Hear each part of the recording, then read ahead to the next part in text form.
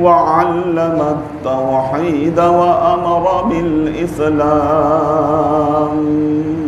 فسبحان الذي أختار لنفسه الدوام ثم استوى على العرش متفردا بالدوام فأحمده وأشكره وأعبد له سرا والإعلان فنشهد أن لا إله إلا الله وحده لا شريك له ونشهد أن سيدنا وسندنا ونبينا محمدا صلى الله عليه وسلم فصلى الله تعالى عليه وعلى آله وأزواجه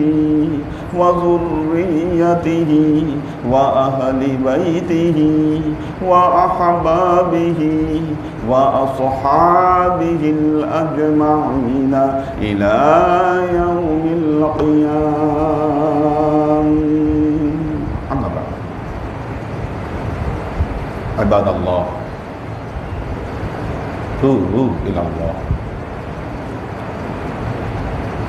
وادخلوا في السلم كافة ولا تتبعوا خطوات الشيطان إنه لكم عدو مبين ولتنظر نفس ما قدمت لغد واتقوا الله إن الله خبير بما تعملون. عباد الله، واعلموا أن الله تعالى جعل لكل أمة منسكا أن يذكروا اسم الله على ما رزقهم من بهيمة الأنعام وأوجب الأضحية على أمة محمد رسول الله صلى الله عليه وسلم على شرط الاستطاعة. وقد روي قال من أصحاب رسول الله صلى الله عليه وسلم: يا رسول الله ما الأضحية؟ قال: سنة أبيكم إبراهيم عليه الصلاة والسلام. قال: فما لنا فيها يا رسول الله؟ قال: بكل شعرة حسنة. قال: فالصوف يا رسول الله؟ قال: بكل شعرة من الصوف الحسنة.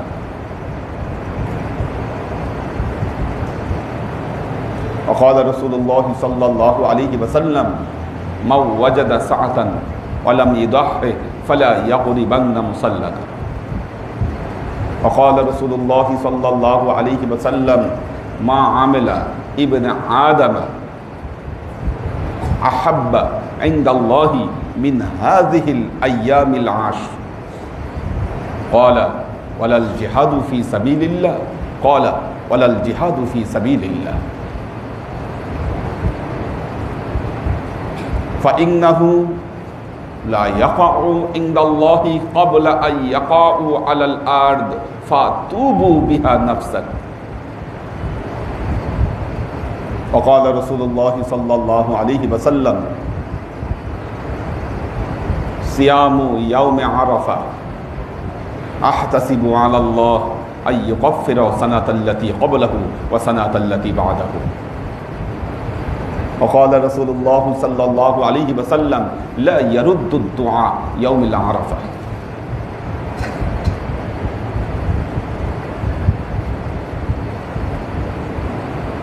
وقال تعالى: لن ينال الله لحومها ولا دماؤها ولكن ينالوه التقوى منكم. وقال تعالى: فكلوا منها وأطعموا البائس الفقير. وقال أيضا: فكلوا منها وأطعموا القانع والمعتر। উপস্থিত আল্লাহর আশিক ও সালেক বৃন্দ, সর্ববিধ উত্তম প্রশস্তি জ্ঞাপন করছি সে আল্লাহ পাকের নিমিত্তে, যিনি বছরের খুব গুরুত্বপূর্ণ ইবাদতের মৌসুমে আমাদেরকে প্রবেশ করিয়েছেন। আমরা গুরুত্বপূর্ণ একটি সময় পার করছি বর্তমানে। আর এই সময়টি হলো জিলহজ মাসের প্রথম 10 দিন। জিলহজের চাঁদ উঠে গেছে আমাদের, 2 দিন আগে উঠেছে চাঁদ।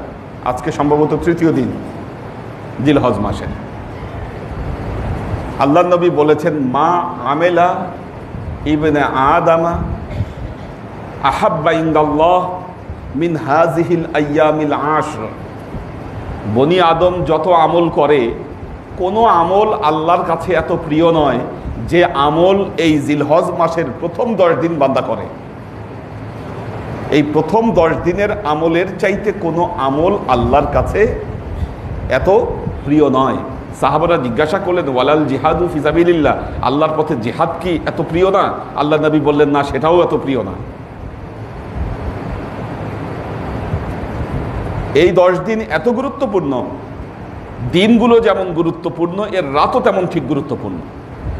আল্লাহ পবিত্র কোরআনে এই 10 রাতের কসম খেয়েছেন, বলেছেন আল ফাজরি ওয়া লায়ালিন আশর।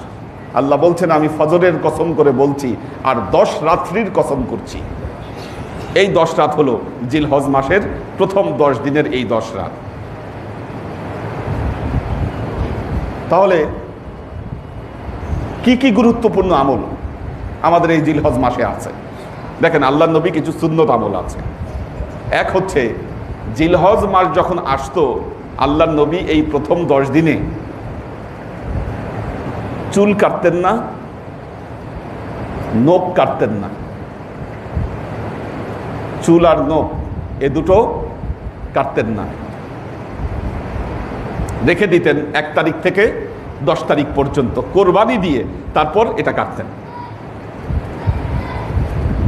তা আপনাদের যারা এখনো চুল কাটেন নাই, নখ কাটেন নাই, রেখে দিবেন। অন্যান্য লোম কিন্তু না, বিশেষ করে এই দুটোর কথা, সুন্নাতে এই দুটোর কথা বলা হয়েছে। আপনি চাইলে মোজ কাটতে পারেন, সমস্যা নাই, মোজ কাটতে বাধা নাই, বা অন্যান্য লোম কাটতে আপনার বাধা নাই।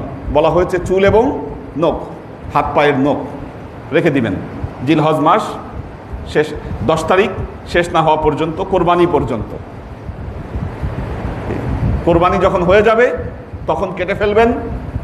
আল্লাহ এই প্রত্যেকটা নখের জন্য আপনাকে একটা কোরবানির জাযা আল্লাহ দিয়ে দিবে আপনার আমল। এটা একটা আমল।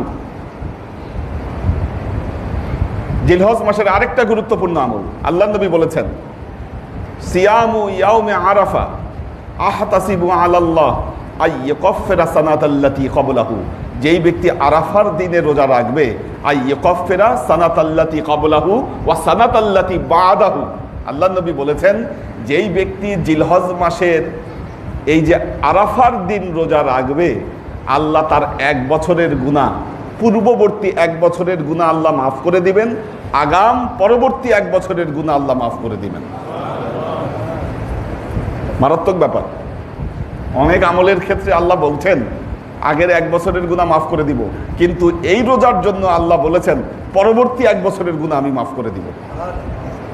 এবং আরেকটা জিনিস মনে রাখবেন, এই জিলহজ মাসের আরাফার রোজা এটা কিন্তু হাজিদের জন্য না, এটা হচ্ছে হজের বাইরে যারা আছে, হজ যারা করতে পারছেন না, এটা বিশেষ করে খাস তাদের জন্য। এটা কিন্তু খাস তাদের জন্য। তো জিলহজ মাস আরাফার দিবস কবে? আরাফার দিবস হচ্ছে জিলহজ মাসের 9 তারিখ, ইয়াউমে আরাফা, যেদিন হাজিরা আরাফার ময়দানে উকুফে আরাফা করেন, সেটা হলো আরাফার দিবস। এখন হজ হয় কোথায়? সৌদি আরবে, আরাফার ময়দানে। এখন সৌদি আরবের সাথে আমাদের একদিন পার্থক্য আছে। লুনার ক্যালেন্ডার অনুযায়ী সৌদি আরবের সাথে আমাদের একদিন পার্থক্য, মানে আমাদের একদিন আগেই ওখানে আরাফার দিন হয়ে যাবে। আমাদের এটা কি মাস? জুন মাস। জুন মাসের 27 তারিখ আরাফার দিন। কি কাজে ওই দিন আমাদেরকে রোজা রাখতে হবে। হ্যাঁ, সোমবার দিন। সোমবার দিন না? হ্যাঁ, মঙ্গলবার হচ্ছে 27 তারিখ। তার মানে সোমবার রাতে খেয়ে আমাদেরকে মঙ্গলবার রোজা রাখতে হবে। এটা হলো ইয়াউমে আরাফার রোজা। এই রোজা যিনি রাখবেন আগের বছরের গুনাহ মাফ, পরবর্তী বছরের গুনাহ মাফ।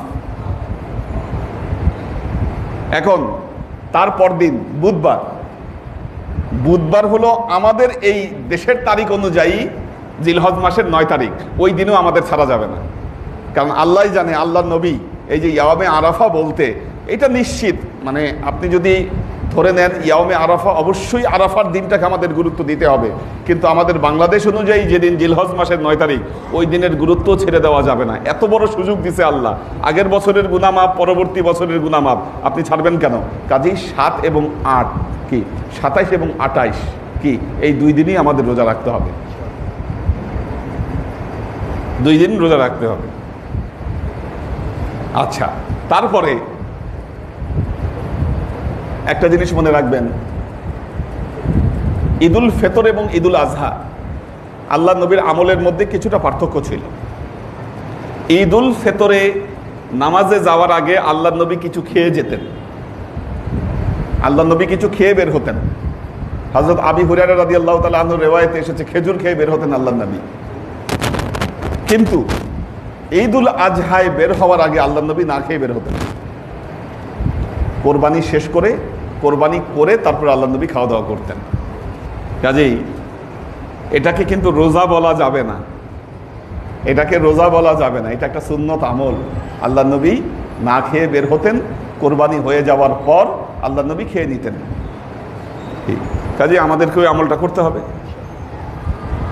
ঈদুল ফিতরের নামাজ আল্লাহ নবী একটু দেরি করে পড়তেন, ঈদুল আজহার নামাজ তাড়াতাড়ি পড়তেন।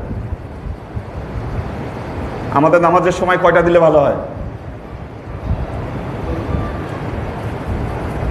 কয়টা হলে ভালো হয় বলেন? 8টা না 8:30? কয়টা দিব? 8:30। দূর দূরান্ত থেকে যেহেতু মানুষ আসবে, আমরা 8:30টায় রাখতে পারি নাকি? কারণ আমরা তো ঈদুল ফিতর সান্ধ্য 9টায় পড়ি, আমরা এটা আধা ঘন্টা আগায় দিলাম, 8:30 করে দিলাম। কোরবানি আছে তো মানুষের। এবং দেখুন, এই 10 দিনের আরেকটা গুরুত্বপূর্ণ সময়, সেটা হলো আরাফার রাত। এটা আরাফার রাত। মা আয়েশা রাদিয়াল্লাহু তাআলা আনহার রিওয়ায়াতে বর্ণিত, তিনি বলছেন, ইফতাতাহাল্লাহু বাবার রাহমা ফি আরবাঈ লাইলাতিন। আল্লাহ তাআলা 4টা রাত্রিতে তার রহমতের দরজাকে খুলে দেন। 4 রাত্রিতে আল্লাহ তার রহমতের দরজাকে খুলে দেন। এক হলো লাইলাতুল ঈদাইন, 2 ঈদের রাত। কি ঈদের রাত কিন্তু ইবাদতের জন্য গুরুত্বপূর্ণ, মনে রাখবেন। ঈদুল ফিতর যেমন গুরুত্বপূর্ণ ছিল, ঈদুল আজহার রাতও গুরুত্বপূর্ণ। কি আল্লাহ নবী বলেছেন যে মান কামা লাইলাতুল ঈদাইন, যেই ব্যক্তি 2 ঈদের রাতে জেগে থাকবে, জাগ্রত থাকবে, আল্লাহর ইবাদত বন্দেগী করবে, লাম ইয়ামুত কলবাহু ইয়াউমাল কিয়ামা, কাল কিয়ামত পর্যন্ত তার কলব কখনো মৃত্যুবরণ করবে না, তার কলব জাগ্রত থাকবে। যে ব্যক্তি 2 ঈদের রাতে জাগ্রত থাকবে। এবং ঈদের নামাজ, একটা জিনিস মনে রাখবেন, ঈদের নামাজ কিন্তু সবার জন্য গুরুত্বপূর্ণ। ছেলেদের জন্য যেমন গুরুত্বপূর্ণ, মেয়েদের জন্য তেমন গুরুত্বপূর্ণ। আল্লাহ নবী এও বলেছেন যে যেই অসুস্থতার কারণে মেয়েরা নামাজে শরীক হতে পারে না, তারাও যেন ঈদের নামাজের জন্য যেন বের হয়ে যায়, ঘরে বসে না থাকে। আল্লাহ নবী এও বলেছেন, যার ওড়না নাই, মানে কাপড় নাই ভালো, সে যেন আরেকজনের কাছ থেকে ওড়না ধার নেয়, ধার নিয়ে হলেও যেন ঈদের নামাজের জন্য বের হয়। মেয়েরা অসুস্থ থাকলে নামাজ পড়বে না, কিন্তু নামাজের পর যখন সবাই দোয়ায় শরীক হবে, তারা তখন দোয়ায় শরীক হবে, তারা দোয়ায় শরীক হবে। কারণ ঈদের যে নামাজের এই দোয়া, এই মোনাজাত, এটা অত্যন্ত গুরুত্বপূর্ণ। এখন কিন্তু মেয়েদের কাছে এই গুরুত্বটা কমে গেছে। আগে কিন্তু মেয়েরা দল বলে ঈদের জামাতে শরীক হতো, এখন কিন্তু মেয়েরা শরীক হয় না। চিন্তা করে যে না, ঘরে অনেক রান্নাবান্না আছে, কাজকর্ম আছে, নামাজে বের না হয়ে আমরা কাজকর্ম করি। এবং মনে রাখবেন, আল্লাহ নবী এ কথা বলেছেন যে যেই ব্যক্তি নামাজ পড়লো না, কোরবানি দিচ্ছে, নামাজ না পড়ে যে ব্যক্তি কোরবানি দিল, মনে রাখবেন, নামাজ না পড়ে যে ব্যক্তি কোরবানি দিল, আল্লাহ নবী বলেছেন ও গরু খাবার কোরবানি করলো, ও আসল কোরবানি আসলে করে নাই, ও ওর ওর কোরবানির উদ্দেশ্য আল্লাহর নৈকট্য লাভ না, ও গরু খাওয়ার জন্য কোরবানি করছে। এই জন্য তার পক্ষে সম্ভব হয়েছে নামাজ না পড়ে সে কোরবানি করছে। চিন্তা করলো যে না, নামাজ পড়ে কোরবানি দিতে গেলে দেরি হয়ে যাবে, আমি হয়তো কষাই পাবো না, এই না সেই না, এই চিন্তা করে যে ব্যক্তি নামাজ না পড়ে কোরবানি দিল, আল্লাহ নবী বলেছেন এটা গরু খাওয়া কোরবানি, ওইটা প্রকৃত কোরবানি নয়। আল্লাহর আশেক ও সালেক বিন্দু, কোরবানি এমন একটা আমল বান্দার সাথে আল্লাহর নৈকট্যকে বৃদ্ধি করে দেয়। এই জন্য মনে রাখবেন, এই আমলের ক্ষেত্রে সবাই সতর্ক থাকবেন। কি কোরবানির কিছু সুন্নত আমল আছে, আপনারা গরুটা দেখে শুনে ভালো গরু কেনা, যাদের সাথে শরীক হচ্ছেন তারা যেন মানুষ ভালো হয়, এটা দেখা যে কার সাথে আপনি আসলে কোরবানি দিচ্ছেন, এটা একটা গুরুত্বপূর্ণ ফ্যাক্ট। কোরবানি দেওয়ার পর হয়তো দেখা গেল যে আপনাদের মধ্যে একজন দুর্বল, সে আসলো না ঠিক মতো, ভাগ করার সময় তার ভাগ আপনি কমাই দিলেন, 2 নম্বরই করলেন। অথবা গরুর ভালো ভালো অংশগুলো আপনি নিয়ে, গরুর ভালো ভালো অংশ নিয়ে আপনি তাকে খারাপ অংশগুলা, চর্বিগুলা, হাড্ডিগুলা আপনি ইনটেনশনালি তাকে ধরিয়ে দিলেন। আল্লাহ দেখতেছে না? বান্দার জন্য তো পরীক্ষা এটা। কি কোন বান্দা গরু খাওয়া কোরবানি করছে আর কে আল্লাহর জন্য কোরবানি করছে, আল্লাহ তো সব দেখছেন, আপনার অবস্থা আল্লাহ খেয়াল করছেন। কি আমরা বাংলায় একটা প্রবাদ বলি, 1 মাঘে শীত যায় না। কি আপনি আজকে ঠকাচ্ছেন, আপনি তো ঠকবেন, আর কোন আমলে আপনি ঠকাচ্ছেন এটা তো আপনার মাথায় নাই, যে এটা কোরবানি, এটা আল্লাহর নৈকট্য লাভের একটা ইবাদত। এটি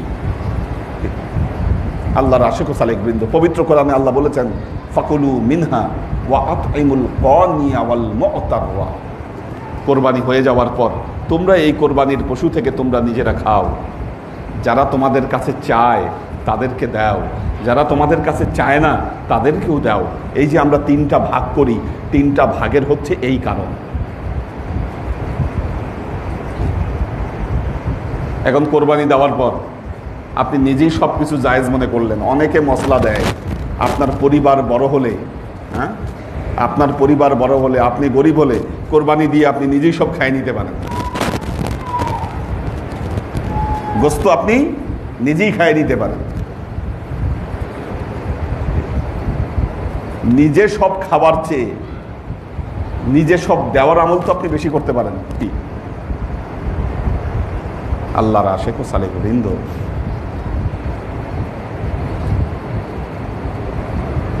কোরবানি বছরের শেষ একটা আমল, এবং আল্লাহ বলেছেন যে এই কোরবানির পশুর রক্ত মাটিতে পড়ার আগেই এটি আল্লাহর কাছে পৌঁছে যায়। এবং আল্লাহর সতর্কতা বাণী পবিত্র কোরআনে আল্লাহ বলেছেন লা ইয়ানালাল্লাহু লুহুমুহা ওয়ালা দিমাউহা ওয়ালাকিন ইয়ানালুহুত তাকওয়া মিনকুম। হে মানুষ, মনে রেখো, এই কোরবানি, তুমি যে পশু কোরবানি করছো, এই কোরবানির কোনো গোস্ত আল্লাহর কাছে পৌঁছাবে না, এর কোনো রক্ত আল্লাহর কাছে পৌঁছাবে না। যেটা আল্লাহর কাছে পৌঁছাবে সেটা হলো তোমাদের অন্তরের তাকওয়া। ওয়ালাকিন ইয়ানালুহুত তাকওয়া মিনকুম, তোমাদের ভেতর থেকে আল্লাহর কাছে যেটা পৌঁছাবে সেটা হলো তোমার অন্তরের তাকওয়া, পরহেজগারিতা, এটাই আল্লাহর কাছে পৌঁছাবে। আপনার অন্তর যদি তাকওয়া এবং পরহেজগারিতার জন্য প্রস্তুত না হয়, আপনার কোরবানি কোনো কাজে আসবে না। কোরবানি করার পর মানুষ চালাকি করে,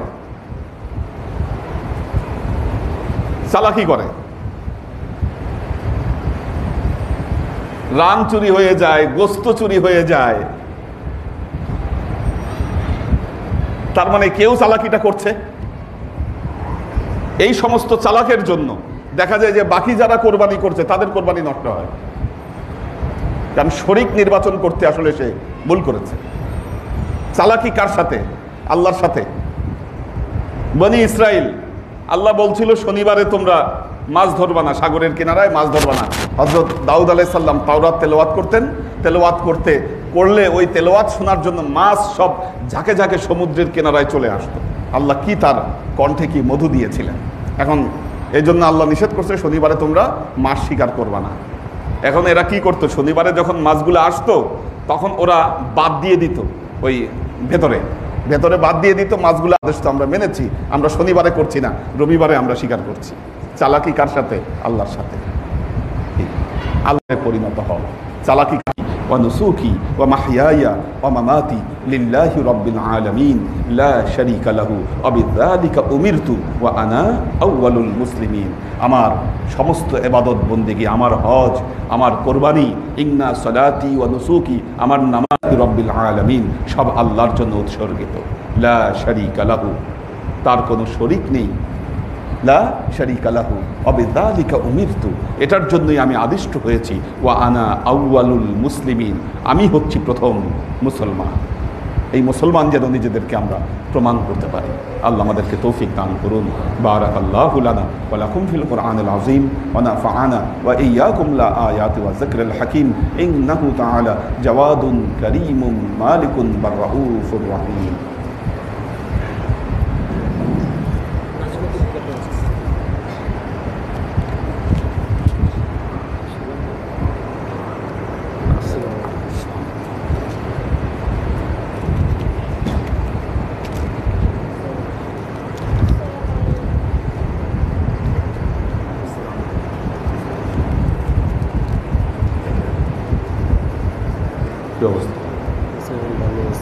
আইসো, তো কথা বলতে সময় নিয়ে আইসো।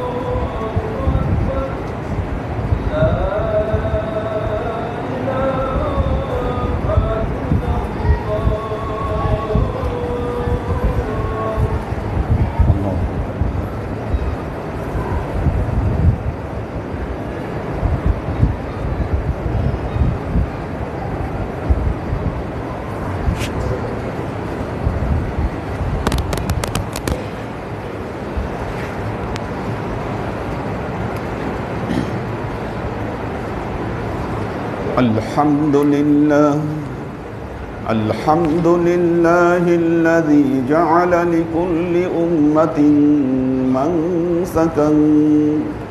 منسكا أن يذكروا اسم الله على ما رزقهم من بهيمة الأنعام وعلم التوحيد وأمر بالإسلام فسبحان الذي أخطأ لنفسه الدوام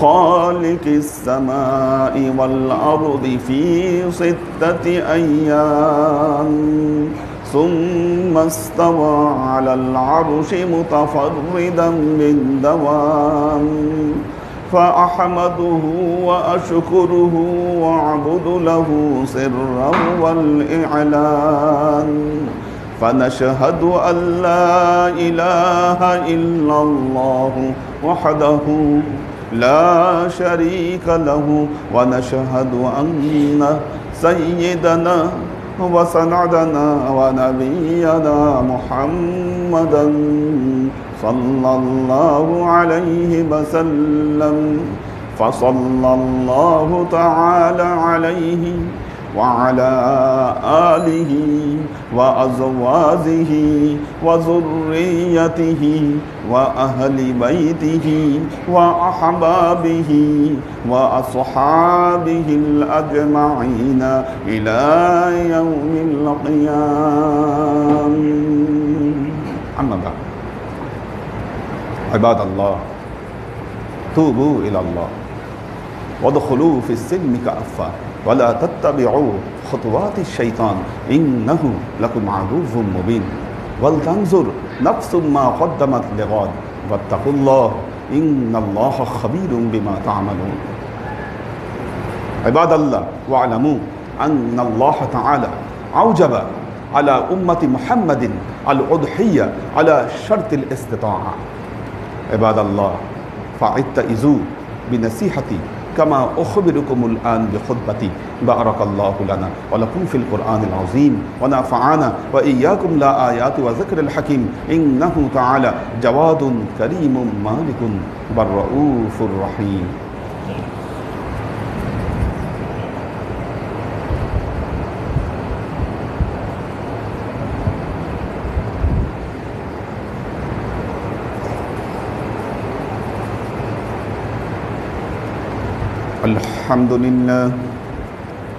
الحمد لله نحمده ونستعينه ونستغفره ونؤمن به ونتوكل عليه ونعوذ بالله من شرور أنفسنا ومن سيئات أعمالنا من يهد الله فهو المهتدي ومن يضلل فلن تجد له وليا مرشدا.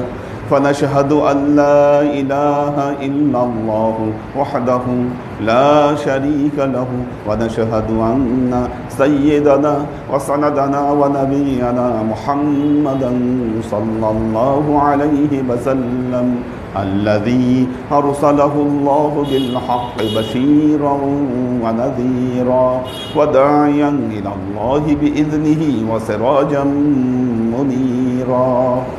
وقال تعالى إن الله وملائكته يصلون على النبي يا أيها الذين آمنوا صلوا عليه وسلموا تسليما. اللهم صل على محمد وعلى آل محمد كما صليت على إبراهيم وعلى آل إبراهيم إنك حميد مجيد.